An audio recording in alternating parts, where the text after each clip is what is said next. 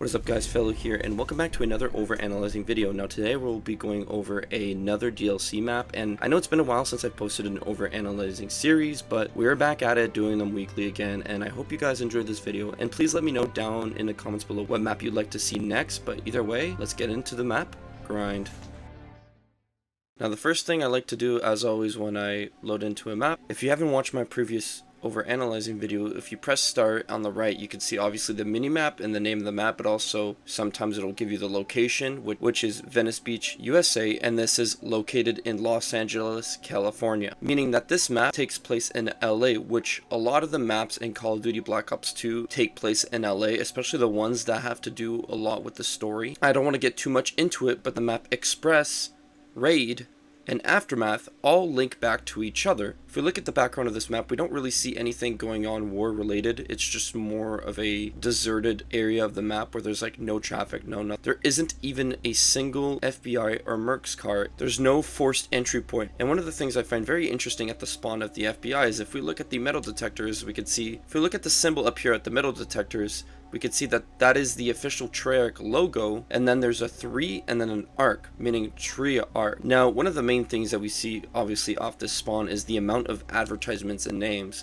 Now, Vert Games is a simple parody of X Games. Now, if you watched my overanalyzing video on Rush, then this company right here did make an appearance when they inflated area inside of the arena. Now, one of the main things that points out to me when I spawn on the FBI side is this car, and this is the same car from the Raid map. Now, going on the right side of the map, there's nothing too special. This is just a washroom, and the only advantage and the only cool thing I would say about this washroom are these windows at the top here, because you can just simply throw a flashbang or grenade, obviously people trying to flank you without them even seeing you. And a pretty funny detail about this washroom is the fact that one of them is overflown and you can obviously see shit. Now when we make our way to the right side of the map, there's nothing too crazy to see. I mean, it's just a bunch of advertisements, and I really do find it cool how a lot of the cover and peaks in this area are just typical skateboard ramps that'd be at a regular skate park. Now this might be one of my controversial takes for this map, or just, now a controversial take I have for this map I would say is the Merc side. Now this does obviously offer a lot of cover and it's a huge area, but I find that this map has a lot of big unnecessary areas. I mean, a lot of these areas aren't really used a lot. Well, when you think about it, there's a lot of pros and cons with the side when you consider that, one, it's a lot bigger and obviously it gives you enough time to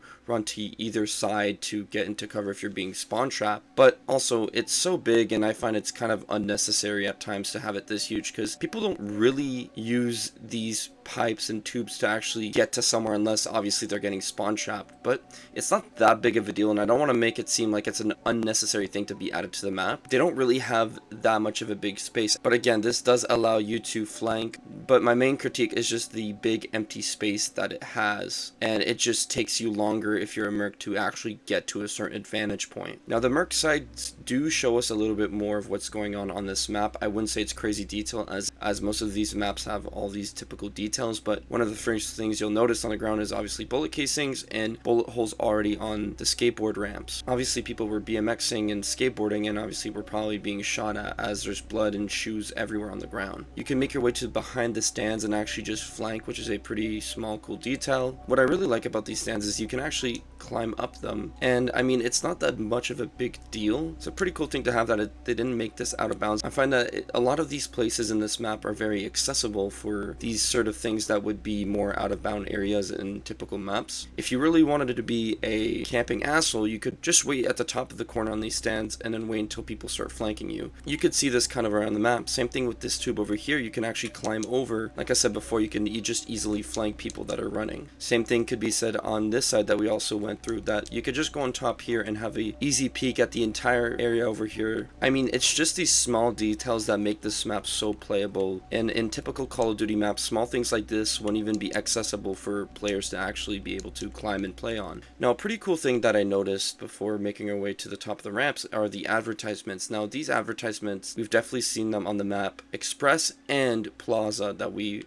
already overanalyzed, which I find is a pretty cool niche detail. Now, making our way to the top ramp here, one of the first things that I've noticed is obviously these two drinking vending machines, which we've seen already so many times, but as I like to say every time I see it on every map, this will become more important one day on this YouTube channel. What I really like about this side of the map is how playable it is.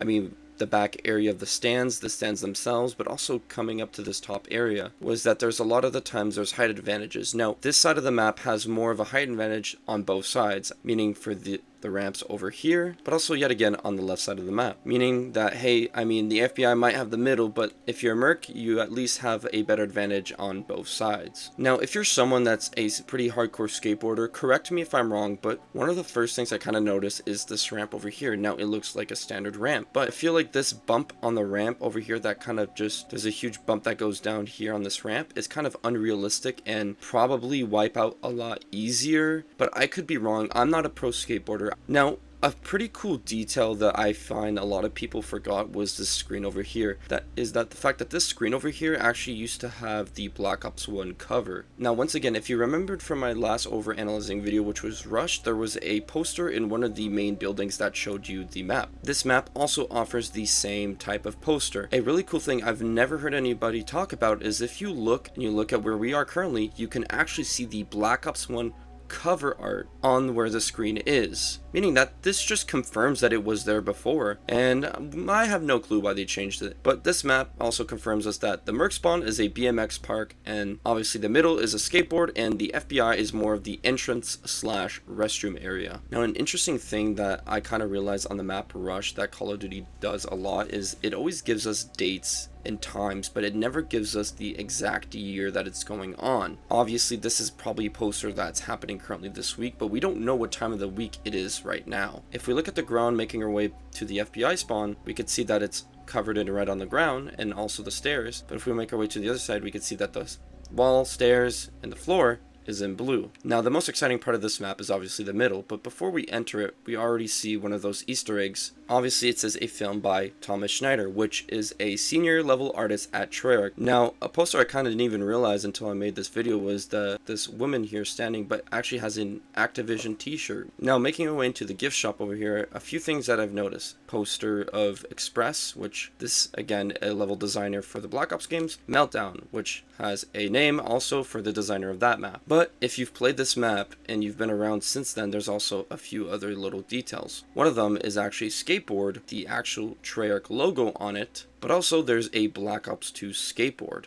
And another thing I kind of picked up on was the fact that this little green alien is actually the same one in Nuketown 2025. The stairway next to the gift shop doesn't really offer too many details other than the fact that it just brings you to the Lot 6 area. Now, referring back to what I said earlier about height advantage, if you spawn on the FBI side and you make your way obviously to the middle, you can tell that you have a lot of cover and a lot of height advantage when it comes to obviously fighting with the merc. And another funny detail I noticed as I was speaking about the height advantage is if you scope in from just this simple area, the exit sign actually just appears. Now, even though this middle area is probably one of the best highlights of the map, it's not the biggest middle map area that we've ever seen before. I mean, it is a very small area. I can assure you that this map definitely plays in a sort of like flanking type map, meaning like we saw earlier, the amount of pathways there are and the amount of different ways you can make your way to the side of the map. It does offer somewhat of cover, and it does offer somewhat of flanking from both sides. But again, there's nothing too crazy within inside this building other than the fact that it's where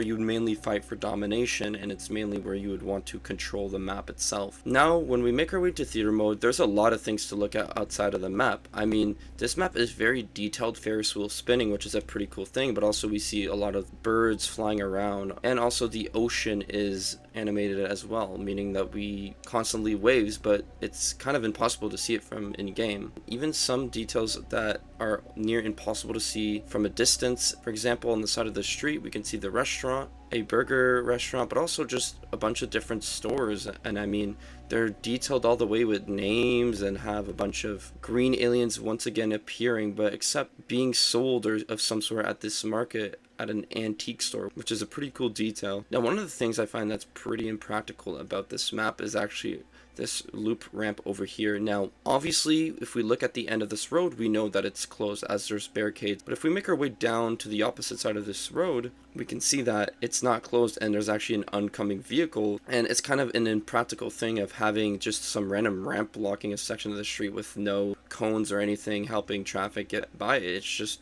there, and I mean, someone could simply drive up it and do a loop, which would be a pretty funny if they did, honestly. This parking lot just has a bunch of tents and some that you can't even see from a distance, but also parking lot at the back has a bunch of cars, and all the trees that you see are fully animated. The walkway over here too has a bunch of chairs that you could sit down on. Now, this ramp is kind of a little ridiculous when you think about it. I mean, when you do a jump from that size of a ramp, you need more space, and I mean, this is just a small landing area. You're going to be going hella fast when you go down that. You'll be in the air when you think about it, and you're going to completely miss this ramp over here and probably just land and break your neck on this side. But we just see a lot of detail to it. I mean, a lot of inaccessible places just have these small details that you don't even realize, which again, I like to see outside of the map, and some maps don't really offer much, but this map offers a whole bunch of stuff. If you refer back to the beginning when I said that this obviously takes place in Los Angeles, California, I mean, the only critique I would have is that there's no